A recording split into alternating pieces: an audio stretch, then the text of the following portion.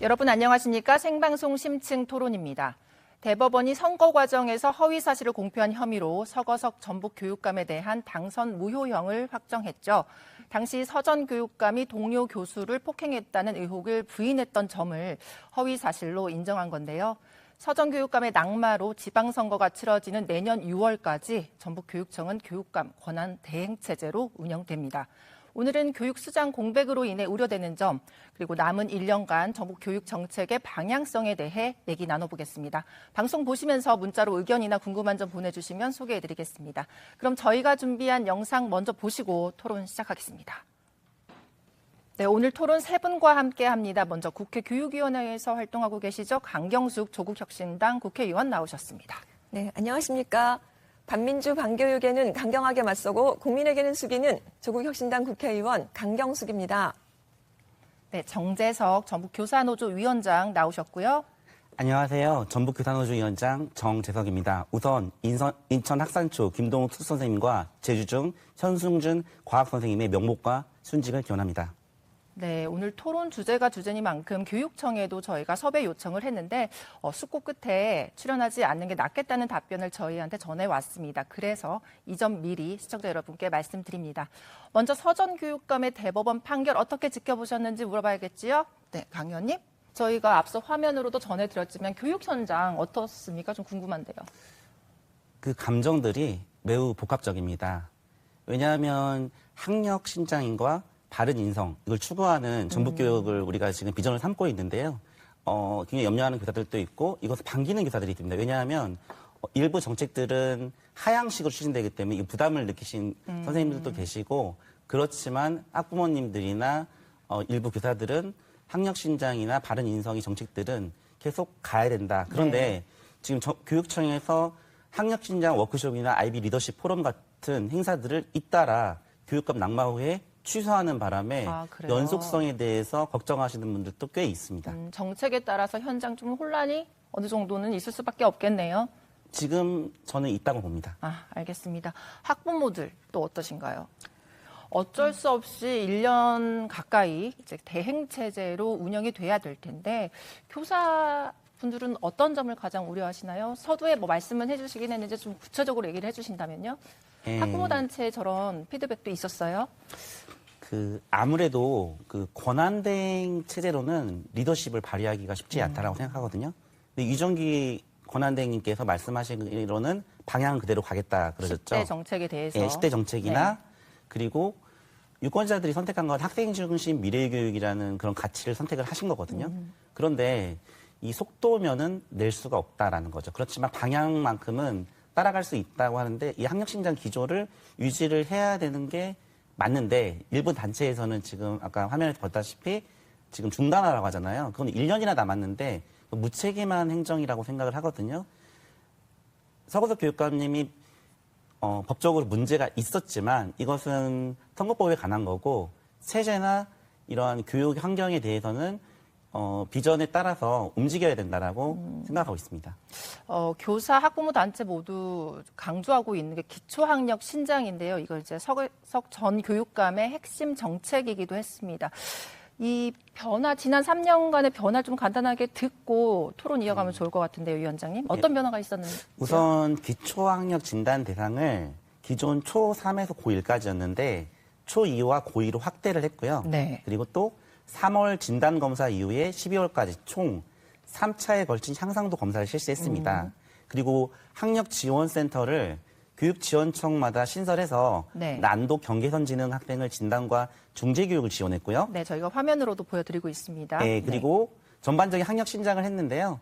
총괄평가와 문항개발 지원단을 발굴을 했고요. 개념 기반 탐구 수업을 했고 지금 전북형 컴퓨터 베이스 테스트를 운영을 할 예정으로 되어 있습니다. 교사분들 입장은 어떠세요? 이게 평가가 도입되는 거에 대한 찬반도 당시에는 있었거든요. 지금도 총괄평가에 대한 초등학교 총괄평가에 대한 반대가 많은 게 사실입니다. 왜냐하면 초등 총괄평가는 교육학적으로는 합리적인 이야기이긴 하지만 워낙 그 행정업무 부담이 새로운 신사업, 해외 연수라든지 에듀테크라든지 새로운 신사업으로 인해서 교사들이 겪는 행정업무 부담이 너무 강하기 때문에 총괄평가마저도 업무로 다가오기 때문에 힘들어하고 있는 것은 사실입니다. 하지만 진단평가 이 부분에 대해서는 좀 긍정적인가요? 네. 그거는 또 너무 많이 평가를 한다, 진단을 한다라는 주장도 있지만 어느 정도 학생의 수준을 진단을 해야 그다음 진도를 나가거나 네. 상황을 알아볼 수 있기 때문에 진단평가에 대한 거부감도 있을 수 있는 선생님들도 있겠지만 그래도 이 부분에 대해서는 긍정적으로 생각하는 부분들도 있습니다. 네, 맞습니다. 이 외에도 교사노조, 교사단체에서 또 주장하는 정책들, 지속성이 꼭 있어야 된다 이런 거 좀 살펴볼 수 있을까요? 네, 아쉽게도 학력 신장 정책을 했지만 지금 2025학년도 수능 성적을 보면요. 네, 최근 보도가 국어와 나왔어요. 수학 1, 2등급 비율이 누적으로 보면 11% 정도잖아요, 2등급이요. 네. 그런데 국어와 수학이 5.9%, 5.1%였고요. 좀 약간 실망스러운 결과였고 3, 4등급 비율도 국어는 17개 시도주기 13위, 수학은 11위 수준입니다. 제가 이제 특자도 전북 자치도 교육청이 안 나왔잖아요. 제가 대신 인터뷰를 했습니다. 아, 그러셨어요? 왜 안 되는지에 대해서 여쭤봤더니 1, 2등급 비율은 의대 증원로 N수생이 좀 강세가 있었다. 이렇게 설명을 하고 있고 네. 3, 4등급 비율은 거점 국립대인 전북대가 이합을 요구하고 있기 때문에 수험생들이 한두 과목을 전략적으로 포기한다. 그렇기 때문에 3, 4등급 좀 낮춰졌다 하는데 좀 약간 저도 납득하기는 조금 어렵긴 했는데 어쨌든 그 설명이 그렇고요. 전북은 원래 수능 성적이 좀 약했고요. 좀 아쉬웠던 건 뭐냐면 학생부 종합전형과 논술전형도 역시 약하다는 것입니다. 그런데 2028년 입시부터는 내신 5등급제가 되죠. 네. 그러면 학생부 유력이 더 강해집니다. 세특을 더 준비해야 되는데 학생부 종합에 대한 이에 대한 대책이 분명히 전북교육청이 있어야 되고요. 그런데 좀 긍정적인 의미로는 기초학력 미달 비율이 현격히 감소됐습니다. 2024년 기준 3월에서 12월 기초학력 미달 비율이 초등은 66%, 네. 중학교는 37%, 고등학교는 31%. 주는 유의미한 결과는 분명히 있습니다. 감소를 했어요. 네. 알겠습니다. 위원장님 입시 얘기를 좀 하셨어요. 학생부 종합 전형 세특. 시청자 여러분 좀 이해를 하실 수 있는 단어인지 모르겠지만 입시 얘기 나왔으니까 이어서 여쭤볼게요. 지금 우리가 앞서 얘기한 그 교육 격차 또 교육 정보 불균형의 해소를 위해서 또 도입된 게 디지털 교육입니다. 디지털 교육으로 접근성을 강화해서 사는 곳과 상관없이 양질의 교육을 받을 수 있게 하겠다. 이게 하나의 정책적 목표인데 지난 3년간의 성과는 어땠는지 궁금한데요. 이것도 뭐 단체별로 좀 결과가 다르더라고요. 교사노조는 어떻게 보셨는지요? 지금 전북의 학교가 760개 정도 되거든요. 굉장히 빠른 속도로 스마트 기기를 보급을 했습니다. 초등 3학년부터 6학년까지 태블릿 PC를 제공을 했고요. 네. 중학교 1학년부터 고2까지 노트북을 제공을 했고요.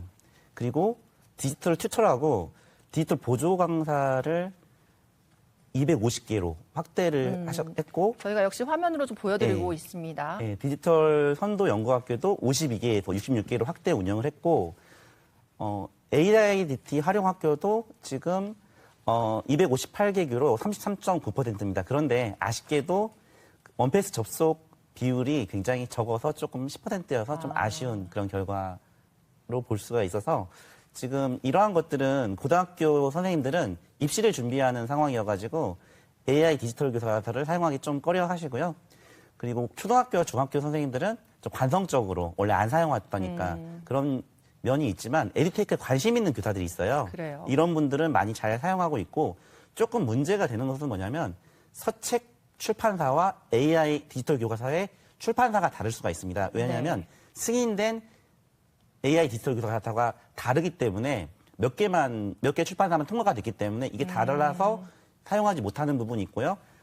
AIDT 교육 원패스 가입 자체가 굉장히 까다롭다는 의견이 있습니다. 그래서 잘 사용하는 교사들만 사용하는 좀 안타까운 현실입니다.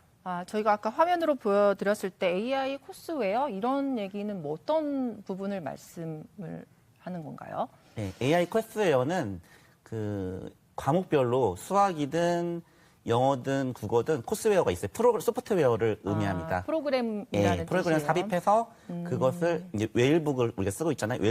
웨일북 내에서 AI 코스웨어를 쓰는 것입니다. 수학, 뭐 영어 이런 것 과목에 따라서요. 아, 예. 알겠습니다. 또 한 가지 중요한 문제가 교권, 또 학생 인권 문제입니다. 잊을만 하면 이런 사건들이 뭐 전북을 비롯해서 전국적으로 일어나고 있는데 교사노조도 이 부분 뭐 실제 사건에도 많이 관여를 하시고 그러셨잖아요. 어떤 방향으로 나아가야 할까요? 아직도 좀 부족한 것 같습니다. 학생이나 교권이나. 학생 인권이 교권과 부딪힌다 이 개념은 아닌 것 같고요. 네. 학생 인권과 교육이 부딪힌다라고 생각을 하는데요. 교육이. 예, 교육학자인 정범모 선생님은 교육을 인간 행동의 계획적 변화라고 했습니다. 이런 변화를 시키다 보면 인권과 좀 충돌하는 부분이 있을 수 있다고 생각하는데요. 예를 들어서 교사가 생활 지도를 하다 보면 학생 인권조례에 충돌한 지점이 있을 수 있습니다. 여기 전북이라는 진보의 메카죠. 그렇기 때문에 학생 인권 조례를 폐지하기는 쉽지 않다고 생각하는데요. 네. 그렇지만 수많은 선생님들이 폐지의 목소리를 내고 있습니다. 그렇지만 여긴 폐지가 될 것 같지 않고요. 정치적 상황을 볼 때요.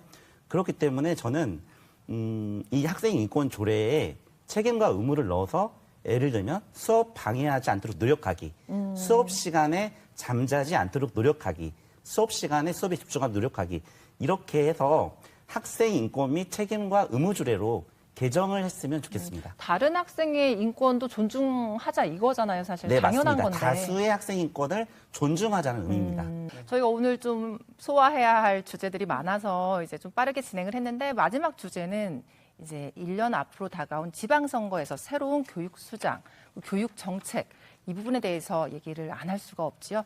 의원님, 교사노조에서도 굉장히 관심사일 것 같아요. 뭐 정책적인 면에서도 그렇고 인물적인 면에서도 그렇고. 네, 강경수 의원님이 말씀하신 것처럼 완주가 인구가 늘었죠. 예를 들어서 완주에 수소 에너지 고등학교가 생겼죠. 네. 그럼으로써 계약학과가 생기고 일자리 창출이 가능하다는 거죠. 그 수소 에너지고를 나오면 일자리를 얻을 수 있는. 아까 고모님 그런, 말씀하신 대로 그런 체계가. 그런 계기가 됐고, 저는 AI도 굉장히 신산업이잖아요. 그게 완주에 유치가 돼서 AI 고등학교가 생겼으면 좋겠고요. 이러한 고등학교들이 일자리를 담보하는 입시의 문제는 일자리의 문제이지 입시 문제로 해결할 수 없거든요. 네. 이런 거에 대한 해결책을 분명히 제시할 수 있는 교육감이어야 하고요. 지금 현재는 교사 교육감 대 교수 교육감 이런 프레임도 굉장히 그렇더라고요. 네. 세워졌고요. 또 학력 신장을 원하느냐 아니면 그 학력 신장에 좀 반대하시는 이런 것에 반대하는 분들도 있거든요. 그 이슈도 있고 그리고 교육감의 도덕성이 굉장히 중요합니다. 표절이나 음주운전이나 그다음에 금품수수, 횡령, 성폭력 이런 것들이 5대 비위로 잡아가지고 네. 이런 것이 없는 교육감이었으면 좋겠다라는 것이 우리 도민들의 바람이지 않을까 싶습니다. 네, 그럴 것 같습니다. 네. 알겠습니다. 사실 교육감 선거가 그 경쟁자들, 입지자들 사이에선 경쟁이 굉장히 치열하지만 상대적으로 좀 유권자의 관심에서 멀어져 있는 경우도 있습니다. 왜냐하면 지방선거 때 같이 치러지기 때문에 그렇기 때문에 뭐 제도적으로 개선을 해야 한다, 바꿔야 한다 이런 지적도 뭐 끊이지 않았는데 저는 찬성하고요. 적극 찬성하고 네. 굉장히 찬성을 하고요. 만 16세도 그 정치기본권이 있는데 이미 성인이 된 60세, 24세 교사들이 없다라는 것은 굉장히 개탄스럽습니다. 그건 또 다른 이슈에 맞아요. 네. 쟁점이 되고 있어요. 그렇지만 청소년 교육감 선거에 있어서는 좀 하향하는 것도 좀 필요하다 이렇게 보시면 적극적으로 동의합니다. 벌써 마무리 발언으로 넘어가야 될 것 같습니다. 마무리 발언은 고모님부터 부탁드릴게요. 위원장님. 예, 저는 교육감 선거에 대해서 한 말씀 드리자면 네. 러닝메이트제에 반대합니다. 교육의 중립성이라는 헌법적 가치에 반하고요. 저는 그 대신에 교육감 선거 비용을 전북이 13억 수준인데요. 5억 수준을 낮추고 현수막과 문자 사용을 금지하고 방송 토론을 늘려서 유권자가 후보를 알 수 있게 해줬으면 좋겠고요. 마지막으로 말씀드리고 싶은 것은 현재 대한민국 교사는 OECD 국가 중 유일하게 정치 시민권이 없습니다. 시민이 아니라는 거죠. 그래서 앞서 말씀드린 대로 인천 학산초 김동욱 선생님이나 제주중 현순유 선생님이 학교의 구조적인 문제로 극단적인 선택을 했습니다. 그리고 AIDT나 고교학 전제, 유보통합 이렇게 국책 사업에 교사들의 목소리가 들어가야 됩니다. 네. 그렇지 않기 때문에 제대로 돌아가지 않는 거라고 생각합니다. 우리들은 학생들을 잘 가르치기 위해서 이재명 대통령이 공약한 교사의 정치기본권 보장이 반드시 필요하다고 생각합니다. 알겠습니다. 그 주제는 제가 나중에 또 한번 꼭 다루도록 하겠습니다. 네, 생방송 심층 토론 오늘은 수장을 잃은 전북 교육에 대한 우려 그리고 방향성에 대해 얘기 나눠봤습니다. 전북 교육청이 우려를 귀담아 듣고요. 혼란을 최소화해서 정책을 추진해 가길 바라봅니다. 오늘 토론은 여기서 정리하겠습니다. 다음 시간에 다시 뵙겠습니다. 고맙습니다.